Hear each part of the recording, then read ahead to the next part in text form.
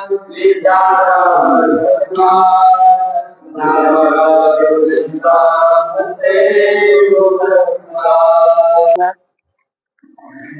ज्ञानोबराय जगत गुरु तुकाराम महाराज, शांति ब्रह्म एकनाथ महाराज, आदि गुरु श्री शंकराचार्य इत्यादि सब संतों के अलौकिक हेतु की अकारण करुणा से कृपा से श्रीमद् भागवत के एकादश स्कंद के 14वें श्लोक का 14वें अध्याय का विचार कर रहे थे। इसमें हम लोगों ने कल 25 श्लोकों तक विचार किया। अच्छा, हमारा पुस्तक में 25, आपके पुस्तक में 26, इसमें 26 ही है। और इसका विचार करते हुए जो साधक है वह उसकी वाणी गदगद हो जाती है, ऐसे प्रेम के द्वारा अंतःकरण शुद्ध होता है और भगवान की प्राप्ति होती है इत्यादि स्वर्णादियों के दृष्टांत के द्वारा बताया।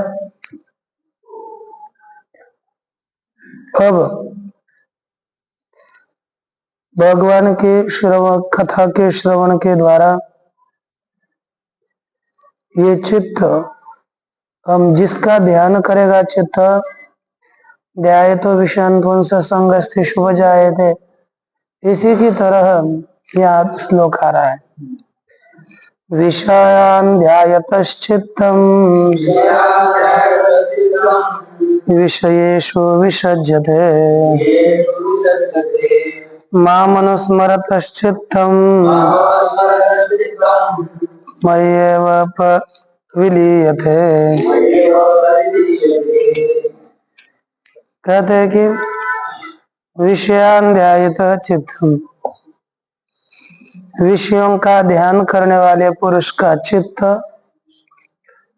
विषयेषु विसज्जते, विषयों में ही आसक्त हो जाता है। और मेरा चिंतन करने वाले पुरुष का चित्त मुझ में लीन हो जाता है। हम जैसे जिसका ध्यान करें वैसे बनते। यच्चित्तस्तन्मयो मरतिहा, पंचदशीकार का यह वाक्य है। मनुष्य का चित्त जिसमें होता है वह मनुष्य तद्रूप कहा जाता है। जो करी विषयांचे ध्यान तो होय विषयी निमग्न, जो करी सदा माझे चिंतन तो चैतन्य घन में होय। एक ही ओर में पूरे श्लोकार्थ है। जो विषयों का चिंतन करता है वह विषयों में मग्न होता है, जो भगवान का चिंतन करता है वह भगवद रूप हो जाता है। जैसे श्री गेली अस्था माहेरी ध्याताची प्रगटे जिव्हारी, हाव भाव कटाक्षेवरी सकाम करी पुरुषार्थ। अरे सुनो सुनो, यहाँ पर कहते जैसे अब क्या होता है कि आजकल पता नहीं, लेकिन पुराने काल में था, ब्याह होने के बाद कितने दिन होते थे आपको नहीं पता। वो जाना, 4 दिन इधर रहना, 4 दिन उधर रहना, 4 दिन इधर रहना, 2-3 दिन उधर रहना, ये रहते थे ना। यानी माहिर को 2-4 सासुर आ गए, 2-3 दिन रुके, फिर माहिर चले गए, वहां चले गए, फिर अदर आ गए, होता था ना। उसको इति जाति कहते हैं, आना जाना। भी आपको मजे से बोला क्योंकि उस समय इधर से देखो ना, उस समय क्या होता है, रोना धाना चलता है ना, इसलिए बोला अरे इति जाति खत्म हो गया, रोना धाना छोड़ दो इसलिए मजे से बोला। तो क्या है, तो आना जाना संयोग वही विषय आया तो क्या कहने नहीं जा।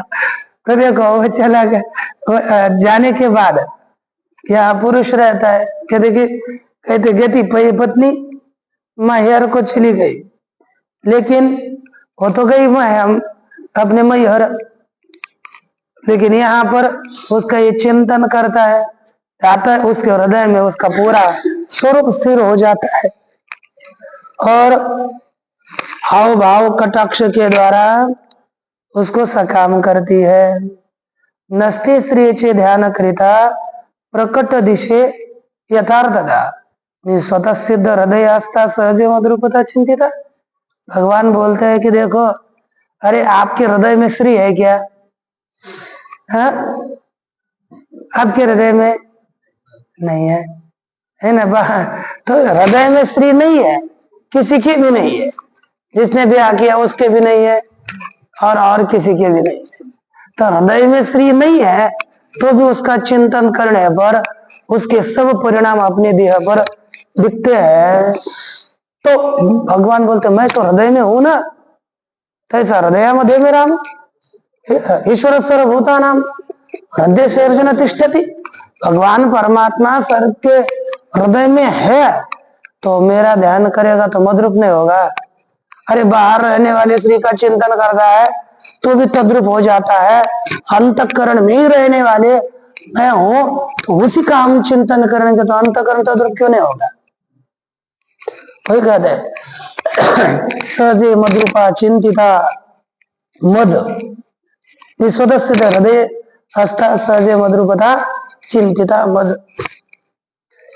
कहते आवडी माझे जे चिंतन चित्त चिंता चिंतते पण विरुण वय चैतन्य घन मद्रूप पण या नाव। भगवत रूप होता है, अर्थात प्रेम से भगवान का चिंतन किया तो चिंतन करने वाला चिंतन चित्त ये सब कुछ नष्ट हो जाता है और केवल चैतन्य घन भगवत रूप रहता है, भगवत स्वरूप ही अवशिष्ट रहता है।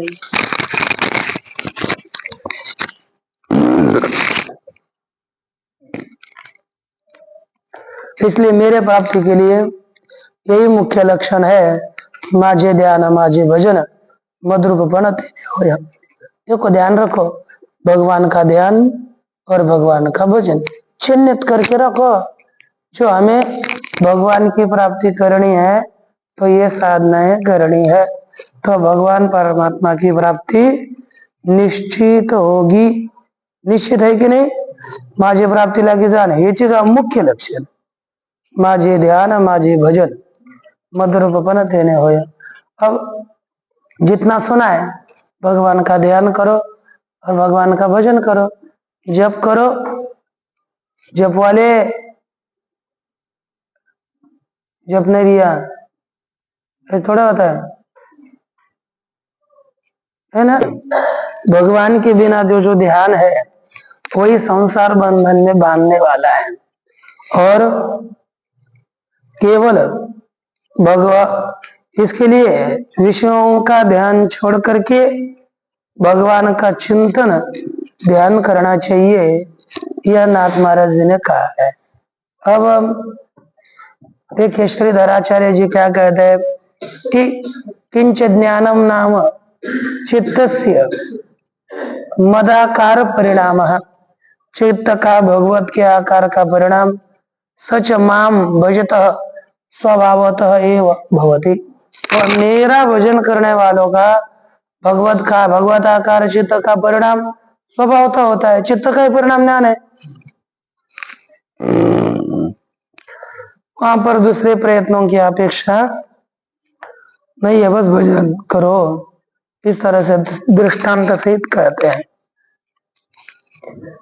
किम तस्माद् सदविद्यानं यथा स्वप्न मनोरथम हित्वा मयि समाधत्स्व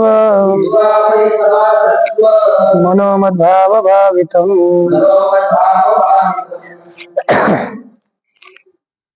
कहते तस्माद् असद अभिध्यानम स्वप्न मनोरथ, स्वप्न मनोरथ इत्यादि अशुभ विषयक चिंतन को छोड़ करके हित्वा मई मन मद्भावितम मनः मयि समाधत्स्व, मेरे भावना से युक्त मन मुझ में ही स्थिर करो।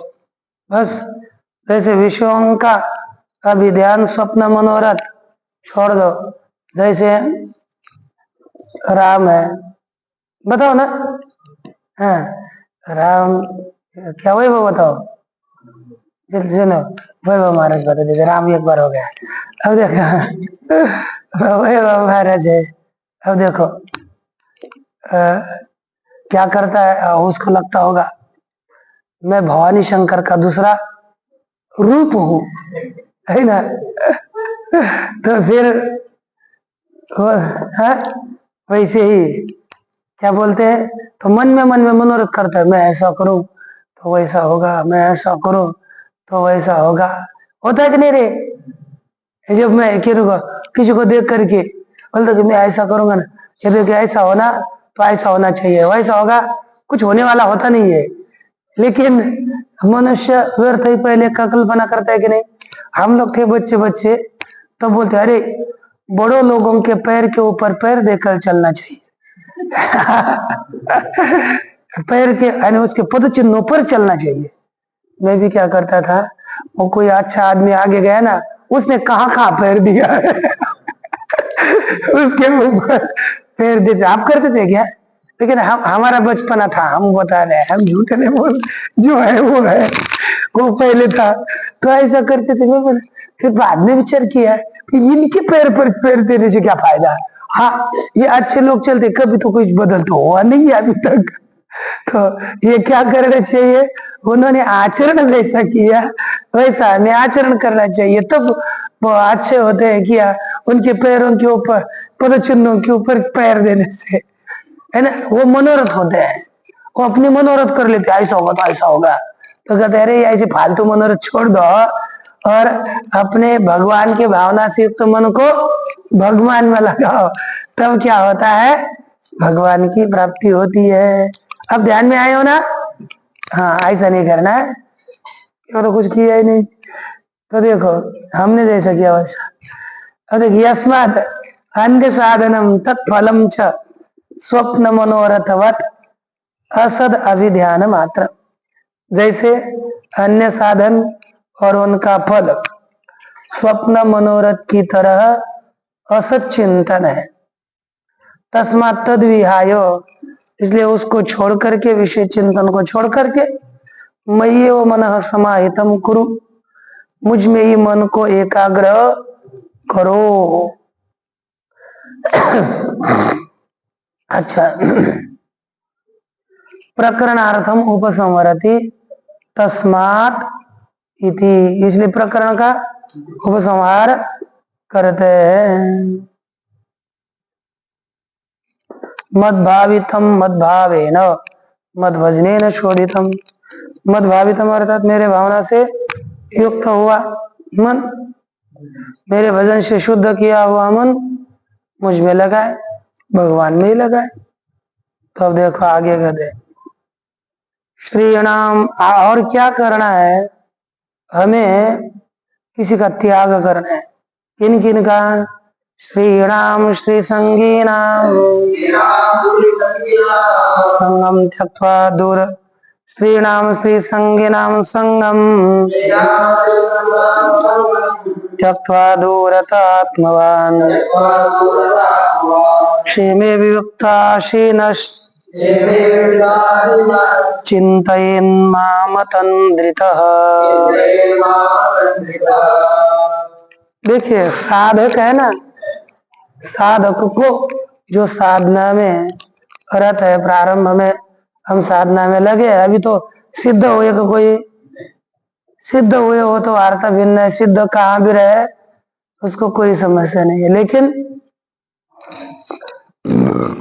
साधकों को यह करना है, स्त्रीणाम संगम दूरतः त्यक्त्वा, स्त्रियों का संग दूर से छोड़ करके, कोई भी स्त्री हो, यह साधक है, वह बहन हो, माँ हो, पुत्री हो, कोई भी हो, साधक को जैसे न विविक्तासनो भवेत, उसको दूर से त्याग देना है। और दूर से किसका पुनः? श्री संगी नाम, श्री के साथ संग में रहने वाले श्री संगी, उनका भी दूर से त्याग करके, नहीं लिखा है श्री नाम संगम, श्री संगी नाम संगम, स्त्रियों का संग और श्री संगियों का संग दूर से छोड़ करके क्या हो जाए? आत्मवान भवेत, नियंत्रित अंतकरण वाला हो जाए। देखो जहां पर भी श्री विषयक व्यर्थ वार्ता करने वाले लोग हों, उनके पास जन्म में भी बैठने की भूल न करे। जैसे कोई बच्चे होते हैं ना, किसी की खिल्ली उड़ाने, किसी महिला, किसी लड़की होगी, तो ऐसे बोलने वाले होते हैं, तो ऐसे बोलने वालों का एक बार सामान्य कुछ न बोलने वालों का संग हमें बाधित नहीं करता, लेकिन ऐसे दुष्टों का संग इतना खराब होता है, मनुष्यों को पूरा नष्ट कर दे सकता है। इसलिए स्त्री विषयक वार्ता करने वाले पुरुष का तो कतई संग मत करिए, उसको एक लगा दीजिए, नहीं तो वहां से भग जाइए। ऐसे लोगों के पास बिल्कुल मत बैठिए, क्योंकि क्या होता है, मनुष्यों की वृत्ति कामना से युक्त करने वाले ऐसे लोग होते हैं, और वो साधक को भ्रष्ट करते हैं। कुछ मूर्ख लोग बोलने में इतनी भी हिचकिचाते नहीं है, हम किसके आगे क्या बोलने जा रहे हैं, ये बालक है क्या है, ये कभी भी ऐसी बातें नहीं सुननी चाहिए और ना अपने मुख से कहनी चाहिए। विषयों की चर्चा दूर से छोड़नी चाहिए और आत्मवान होकर के क्षेमे विविक्त आसीन, क्षेमे कहते कि निर्भय, विविक्ते अर्थात निर्जन स्थान में, आसीन उपविष्ट बैठा हुआ पुरुष बैठे और बैठ करके माम अतंत्रित आसन, आलस रहित होकर के मेरा चिंतन करे। ये हमें करना है, सबको छोड़ना है, एक मन को नियंत्रित करो, तंद्रा रहित होकर भगवान का भजन करो। यही अपना मुख्य जीवन का फल है। अच्छा, ये देखिए दोनों भी श्लोक कर महात्मा जी क्या कह रहे थे, रह गया, क्योंकि कहते कि साचाच्या परी दिसत परिणामी नाशवंत, त्यासीची बोलीती असत जे मिथ्याभूत आभासे। असंत ने असत अच्छा लगता है, हाँ असंत लिखा है, क्योंकि जो नाशवंत है वही असत है, वो मिथ्या ही है। उसी प्रकार यहाँ पर और परलोक में कामना करने योग्य जो अविचर्य देखे टीवी यह मूत्र कामनीय, जे अविचारित रमणीय, त्यालागी प्राणी पाहे नाना उपाय शनताती। ऐसे विषयों के लिए अविचारित, जब तक हम विचार नहीं करते तब तक रमणीय सुंदर लगता है। जैसे बोलने में क्या है कि वारंवार शास्त्रों में स्त्री देह की निंदा क्यों करी, अर्थात स्त्री का ही त्याग करने के लिए क्यों बताया, क्योंकि सबसे प्रबल विषय वही एक है, बाकी नहीं ऐसी बात नहीं है, लेकिन सबसे बलवान विषय है स्पर्श विषय। तो मनुष्यों को क्या, जन्म में आया नहीं प्रत्येक जीव आकर्षित होता है, तो इसलिए उन कब तक अविचारित रमणीय होता है, जब तक हम विचार नहीं करेंगे कि ये देह कैसा है, मांस है, मज्जा है, मूत्र है, हड्डी है, मेद है, क्या है, पिष्ठा है, रक्त है, पू है, सब घान घान, जिस पदार्थ को हम स्पर्श करना नहीं चाहेंगे, उसके ऊपर बस चमड़ी का एक ऊपर से लेप आच्छादन लगा हुआ है और उसके साथ हम लोग प्रेम करते हैं। कितनी मूर्खता है। अरे समझो एक किसी को बहुत अच्छा पदार्थ लगता है, तो किसने पता है विष्टा भर कर लाई एक पॉकेट में, है ना, और उसके ऊपर इतना सुंदर डिजाइन फिजाइन सब कुछ किया और किसी को भेंट देने लगे। महाराज ये आप ले लो, आपके लिए भेंट। क्या है उसको बता देना, आप जिसके लिए दिन रात मरते हो, है ना, वही पदार्थ इसमें भरकर लाया है। तो यदि बोलेंगे महाराज, जिसके लिए स्पष्ट बताएंगे ये वही है विष्ठा जिसके लिए आप प्रयास कर रहे हो, तो क्या लेगा? तेरा दिमाग तो पागल नहीं हुआ? तो बोलेगा मेरा बेटा पागल नहीं हुआ, इसके लिए लाया हूं तेरा पागल हुआ है ना, बाहर निकालने के लिए। तो विचार करने के बाद कोई उसका सेवन करेगा नहीं ना। इसलिए विषयों का ध्यान छोड़ करके भगवान का भजन करना चाहिए। भगवान की भावना में मन सावधान रहते से लगाना चाहिए।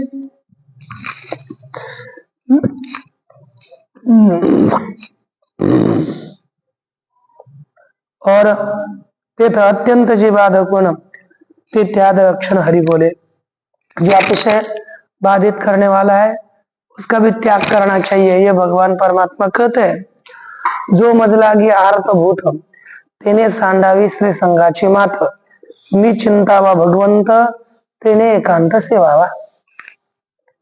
जिसके लिए भगवान, जिसको जो भगवान के लिए इच्छित है, भगवान की आरती जिसके अंतःकरण में है, उसने श्री संघ का त्याग करना चाहिए और मुझ भगवंत का चिंतन करना चाहिए। इस प्रकार एकांतवास का सेवन करे। देखो श्री ही परिख ओ कठी संगति श्रयणांची अति खोटी। एक बार श्री संग इतना नाशक नहीं होगा, लेकिन श्री संगी पुरुष नाश करते हैं। कैसे न भावी भेटी गोटी न पावी दिठी दूरोनी, ऐसे पुरुष को दूर से भी नहीं देखना चाहिए। ओ अरे साधके काया वाचा चित्ती सांडियों दोही संगति। साधक ने काया वाचा मन से दोनों का त्याग कर के परतोनि स्फुरेना स्फूर्ति ऐसी दृढ़ स्थिति धरावी। पुनः वापस आकर उसका स्फुरण नहीं होगा, ऐसा निश्चित देह हमें धारण करना चाहिए।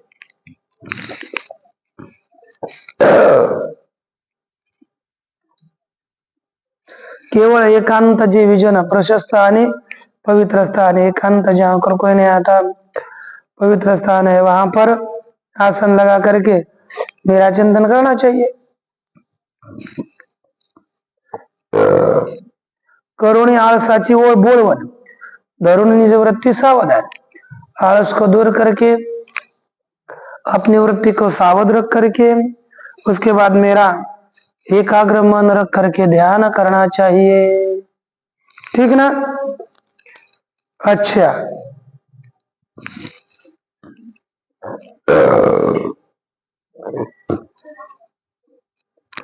अब मेरा ध्यान छोड़ करके मेरे प्राप्ति में साधक को अतिशय बंधन कौन है? श्री और श्रेण की संगति, इसको छोड़ो।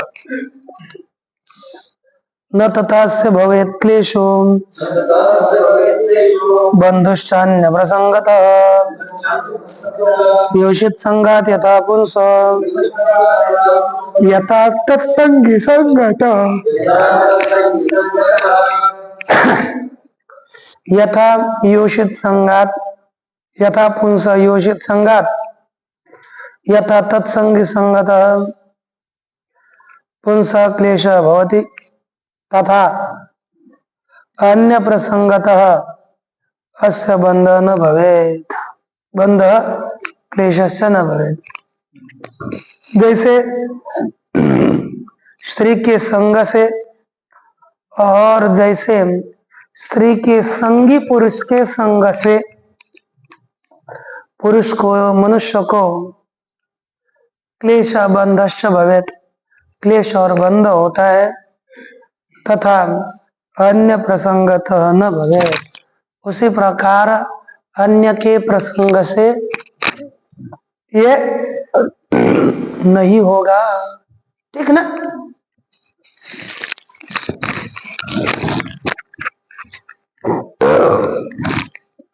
अनंत कोटि जानपा स्त्री संघाचे मोठी। कोट्यवधी अविद्या केवल स्त्री संग में अधर्माच्या भड़का उठी योषिता दृष्टि देखता। स्त्री को हमने दृष्टि में देख लिया तो भी अधर्म पाप मन में जागृत हो जाता है। इसलिए जे महामोहाचे मिळवण खवळलेल्या कामाचे इंधन जे जीवाचे परम मोहन अधपतन ते योषिता। महामोह एकत्रित हो गया, मन को मनमोहित हो गया और काम का ईंधन क्या हो गया? प्रज्वलित हो गई, तो वह जीव को अतिशय मोहित करता है और योषित के संग से मनुष्य का अधपतन हो जाता है। ये बहुत होता है कि नहीं? आप जानते हो, बहुत ऋषि मुनियों की भी ऐसी स्थिति हो गई। प्रत्येक केवल संग से दर्शन मात्र से भ्रष्ट होना पड़ा। इसलिए हमें, क्योंकि जे मदनाचे तिखट बाण जे मायेचे चक्र जान जे अनंतमाचे पूर्ण भरते जान योषिता। यानी जो अंधतम है उसका पूरेपूर भरा हुआ अंधंत मन मारे नरक माने ये स्त्री है। हो का जियेची संगती आंधळी होय ज्ञान शक्ति। ज्ञान शक्ति कैसी? स्त्री के संग में अंधी होती है और अनेक प्रकार की आसक्ति बढ़ाती है। इसलिए स्त्री का संग छोड़ना है। मैं एक आधी बार स्त्री का संग करने के बाद मनुष्य का उद्धार हो सकता है, लेकिन श्रेण के नहीं। कैसे? देखिए, चंडाला स्त्रियेचे संगती, चंडाला 77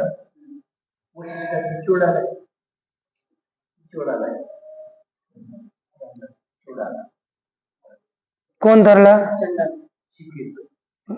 इधर चंडाला लिखा है। हवा होगा उसमें कोई नहीं। इसमें चंडाला है, इसमें ठीक होगा, उसमें थोड़ा कम होगा। ऐसा हो सकता है पर चुंडाला तो पहले होगा कुछ भी। श्री अच्छे संगति में वो बोलूंगा नहीं। तरला के ध्वज भूपति नाथरी मदाल से संगति तरला नृपति कुवलयाशु ये तर गया। वो चंडाला चुड़ाला तर गया। चुड़ाला स्त्री का नाम नहीं है, चुड़ाला स्त्री के संगति में सिखी ध्वज राजा तर गया। इसी प्रकार स्त्री की संगति तो तर गए, परिश्रेणाची संगति उद्धारा गति असेना। परंतु श्रेण पुरुष की संगति करने पर उद्धार हो ही नहीं सकता, वो तो नाशी नाश कर देता है। जो का स्त्रियेचा अंकिला, जो स्त्रियेची जिभे विकला, जो स्त्रियेचा पोसना झाला तिचे बोला माझी वर्ते। जिसने काया वाचा मन स्त्री को अर्पण किया है और वह ना वैसे ही करता है, उसका तो कोई ठीक नहीं है। अरे माँ बाप सब कुछ छोड़ दे करके स्त्री के पीछे लगा है, उसका उद्धार नहीं होगा। देखो, स्त्री आणि स्त्रीणाची संगति जैसी वह दुख प्राप्ति तैसे दुख बयानो तैसे दुख त्रिजगति माझी निश्चित दिया सेना। अरे स्त्री और श्रेण के संगति में जो दुख होता है वह किसी को भी दुख होता नहीं, इसलिए उनका त्याग करो। जब ये सुना तब उद्धव जी कहते हैं, उद्धववाच टीका रह गया।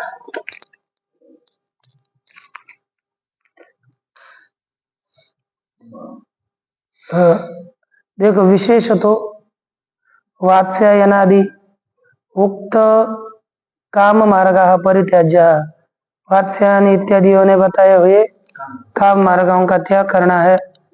है कि नहीं? आत्मा अंधीर होकर के निर्भय देश में विविक्त जन्मे रहे, इसको कहते हैं तत् तद एतद उपपादयति न तथा इति अस्य पुंसः यथा तत्संगी संगत क्लेशो भवेत्। इस पुरुष को जैसे है ना स्त्री के संगी पुरुष के संग से क्लेश होता है, यथा च बंधो योषित संगत, जैसे स्त्री के संग से बंध होता है। अन्य प्रसंग तो न भवे, दूसरे के प्रसंग से ऐसा बंध नहीं होता जैसे इसके संग से बंध की प्राप्ति होती है।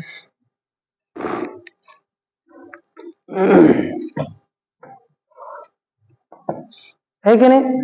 इसलिए कहते उद्धवाच यथा त्वामरविन्दाक्ष यादृशं वा यदात्मकं ध्यायन्मुमुक्षुरेतन्मे ध्यानं त्वं वक्तुमर्हसि।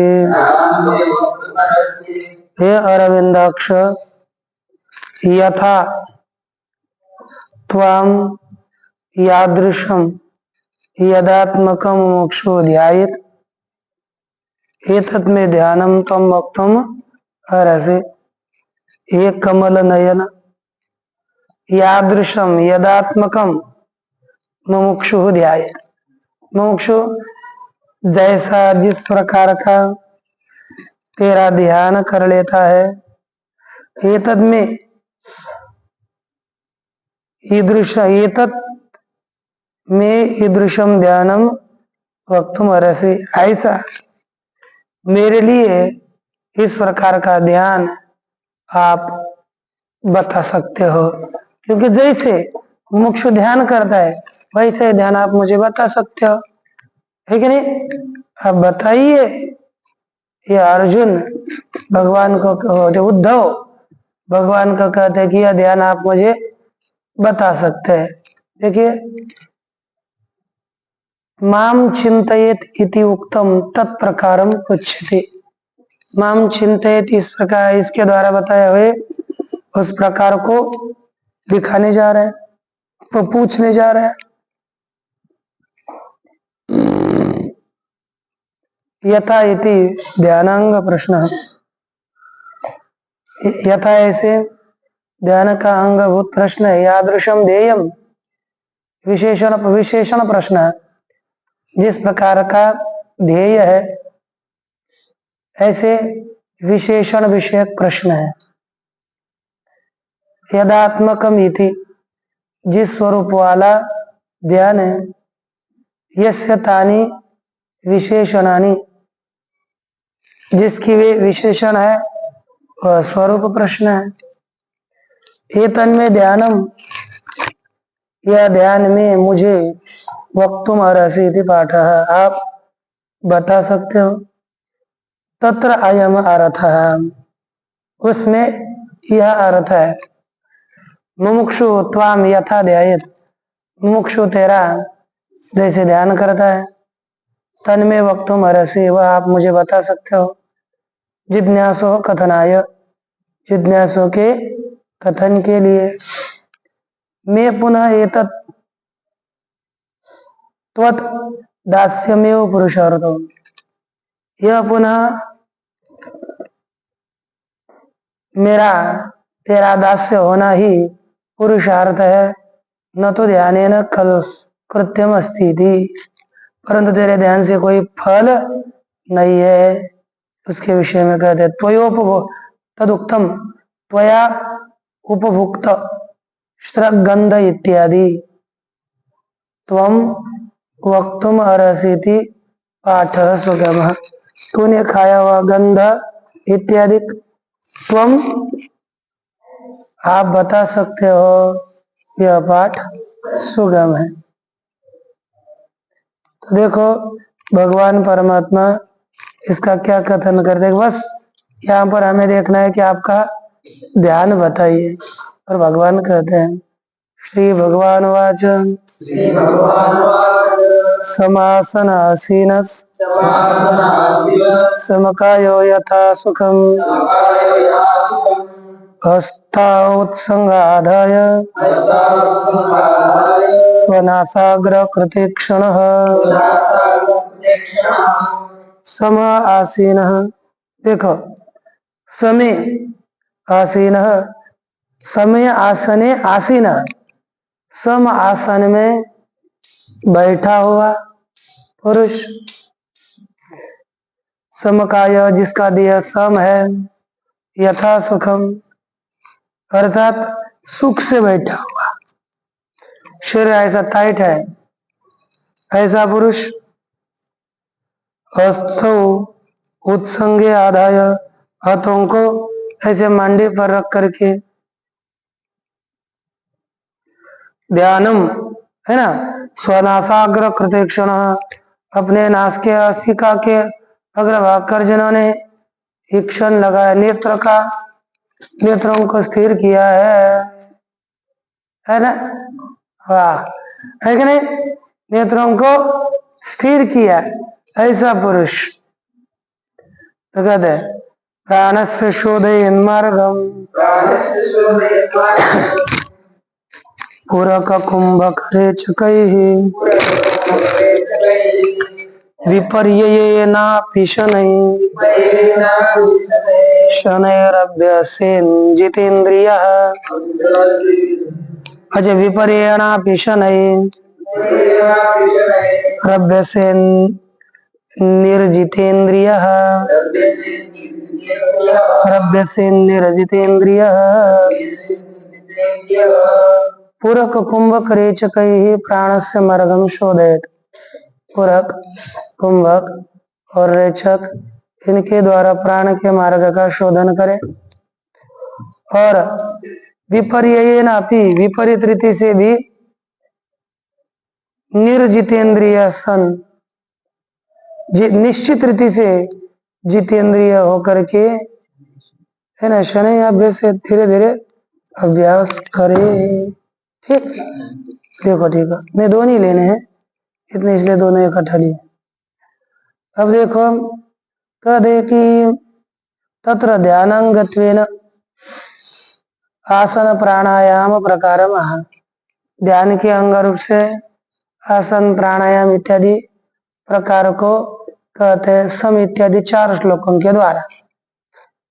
समय नाति श्रुते, नाति नीचे आसने, समानार्थक जो अतिशय ऊंचा नहीं है, अतिशय नीचा नहीं है, ऐसे आसन में, कंबल इत्यादियों में, समकाय सन, समान देह वाला होकर के, यथा सुखम आसीन, अपने सुख से बैठा हुआ। नास्ति नास्तिकादि नियम इति उक्तम, नास्ति स्वस्तिकादि नियम इति उक्तम, स्वस्तिकासन, पद्मासन इत्यादियों में बैठे, ऐसा नियम नहीं है, ये बताया हमने। बस सुखासन में बैठिए, सुख से बैठिए, पर लेकिन आसन तो करने का अभ्यास करिए। नासाग्र निरीक्षणम च चित्त स्थैर्याय, नाक के अग्र भाग को देखिए, ये क्यों बताया, चित्त की स्थिरता के लिए, अर्थात चित्त स्थिर करिए, इतना महत्व है। अंतर्लक्ष्यो बहिर्दृष्टि स्थिर चित्त सुसंयता, इति योग शास्त्र थे। अंदर में लक्ष्य होना चाहिए, बाहर दृष्टि होनी चाहिए, ऐसा स्थिर चित्त अच्छी तरह से नियंत्रित वाला हो जाए, ऐसे योग शास्त्र में कथन किया है कि नहीं। विपर्ययेन रेचक पूरक कुंभक क्रमेण अपि, विपरीत रीति से रेचक, पूरक और कुंभक इन क्रम से भी, यद्वा अथवा वामनाड्या पूरितम दक्षिणया त्यजेत तया वा पूरितम, वाम नाड़ी के द्वारा भरा गया और दक्षिण नाड़ी के द्वारा उसका त्याग करे, त्यजेत तया वा पूरितम, अथवा दक्षिण नाड़ी से श्वास लिया तो वाम नाड़ी से उसका बाहर त्याग करे, ऊपर या इधर उधर से करे। इस योग में लिखते हैं, जैसे बताया कि योग में हीड़या पुरयद्वायुम त्यजेत पिंगलया तथा पिंगला पूरितम वायुम हीड़या वा परित्यजेत, है ना। हीड़ा नाड़ी से श्वास भरा हुआ पिंगला से छोड़े, पिंगला से भरा हुआ हीड़ा से छोड़े। जितेंद्रिय इति व्यवहार प्रत्याहार उक्ता, जितेंद्रिय हो जाए इस तरह प्रत्याहार बताया। हमें ये रेचक कुंभकादिक यथारीति से करने हैं। और लिखे कुश वस्त्र आसन को बताते हैं। कुश वस्त्र कम्बलाजीन युक्त घाला व्यासन उंच नीचन भावे जान सम समान समभागे। 7 आसन समान होना चाहिए। उंच झाली आसन डोले नीच भूमि दोष आदळे या लागी समत्वे प्रांजळे रचावे कोवळे मृदु आसन। इसलिए समरूप से प्रांजल होकर के एक आसन लगाना चाहिए, ठीक ना।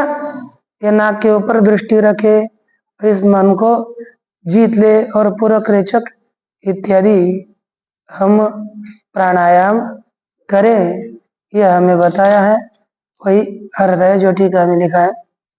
और इसके बाद ये तद्विद हे माझी भजन एकते योग युक्त निर्गुण एकते प्रणवाभ्यास भक्त सगुण ती लक्षण अवधारी 31। 2 प्रकार का भगवान का भजन है, एक प्रणव का ध्यान और योग युक्त निर्गुण का ध्यान। तो उसका भी स्वरूप का श्रवण आप कर लीजिए, भगवान बताएंगे। और प्राणायाम के भी 2 भेद है, सगर्भ अगर्भ द्विविध। सगर्भ आगमुक्ते शुद्ध सगुण संबंध ध्यान आदि। तो इसका ये हम विचार देखेंगे कल। ओम पूर्णमद पूर्णमिदं पूर्णात् पूर्णमुदच्यते